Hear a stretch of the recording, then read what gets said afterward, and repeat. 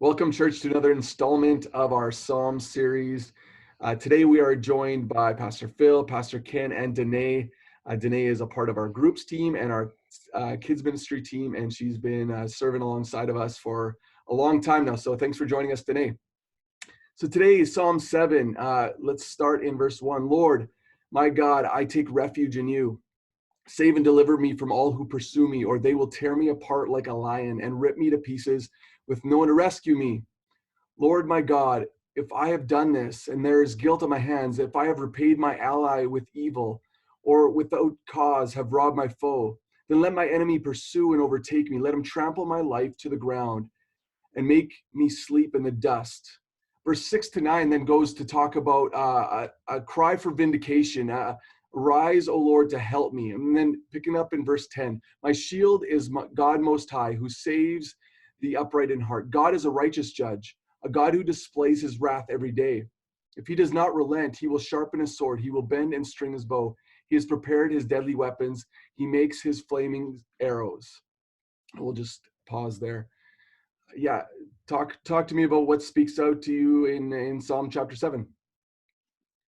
Yeah, mine was kind of right off the top. So I was reading there, so maybe I'll just jump in first here. Just, I mean, this is when David is being accused of trying to take Saul's throne, and he wasn't, right? Like David was a legit guy, but he's getting kind of all these false accusations against him. And but he had a lot of friends, and he wasn't friendless. Like, people respected David. He had great feats and things like that. And it's interesting to me that he doesn't, try to take revenge or kind of take matters into his own hands, but his first response here is to pray. And I'm just thinking about my own life. Is that true? When I feel wronged, or I want to take control of the situation, is prayer kind of my I've heard it been said, like, is prayer your first line of offense, or your last defense, or something like that. Do you guys know how the saying goes? I think you said it right. Did I say it right? I feel like I didn't say it right. But anyway, or last resort, right? It's your first defense, not your last resort. And sometimes I just think, like, okay, after I've exhausted everything that I can do in my own wisdom and power, then I'll bring it to the Lord and, hope something happens, right? But David here is he seems to be exemplifying the way that we ought to be living as people who follow Christ and, believe that God is sovereign and in control of everything. It's like we bring it to him first, kind of the challenges and the wrongs that we're facing, instead of trying to deal with it and then saying, okay, that didn't work. God, what can you do, right? I just like the way that he processes this compared to maybe the way that I want to naturally at first, or the way that I see other people doing it. So yeah, that hit me. That's good. That's good. Danae, what about you? Some of the verses that sort of jumped out to me a little bit farther down to the bottom talks about whoever digs a hole and scoops it out falls into the pit they have made, which is maybe strange to jump out. But as you guys know, I have young kids, and they always are, good guys or bad guys in their pretend play. And I think it's always a challenge for me to remember it's not just like that the bad guys in the psalm can be me too. And so how am I, even in the day-to-day that I'm living now, what are the holes that I'm digging that are going to cause me pain down the road? How am I being angry with my husband or with my kids and letting my sin that's going to end up tripping me up on the road? Good thought. It is. Yeah. I was looking through, Kevin, you skipped over these verses that kind of stood out to me. So I would encourage everyone to read through this entire psalm.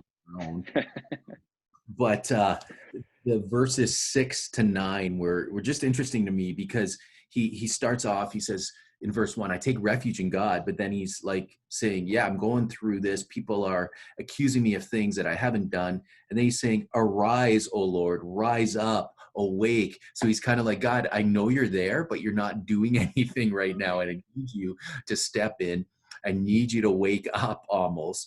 And then he says something very interesting for me. And I don't know if I've consciously ever really put this in my prayer life. Verse 8, he says, judge me, O Lord. When's the last time you went to God and said, judge me, God?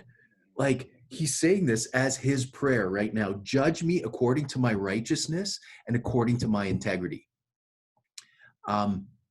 That's big. You know, when you ask God to judge yourself, because God is a God who judges us, who holds us to standards, who holds us to things. And that just kind of gripped me in saying, do I have enough confidence in my righteousness, in my integrity to say, God, judge me in that, hold that to account in my life. And then he says he searches our minds and hearts in verse 9. And then in verse 11, he starts off with God is a righteous judge, a good judge. It's almost like David was saying, you know, despite everything going on in my life, I feel like I'm making the right choices here. And I feel like I'm pursuing God. And so I'm going to ask God to judge my motives, judge my heart, judge my attitude, and see if I come up in a space that isn't exactly where he wants, or in a space that is where he wants me to be. I would challenge us to say, judge me, God. It's an interesting twist. Yeah, you'd have to be either totally deluded and think you're awesome to pray that, or have like a clear conscience, right? Right. Yeah, and so it's a powerful It thought. Yeah, we need to take the humble approach to say, God, here I am. I lay my life before you, and like parse out what you need to parse out, and cleanse me from my wickedness. I think that appears in another psalm. So, Hope City, I hope you have an awesome day. Thanks for joining us again, and may you take refuge in your God. Have a good day.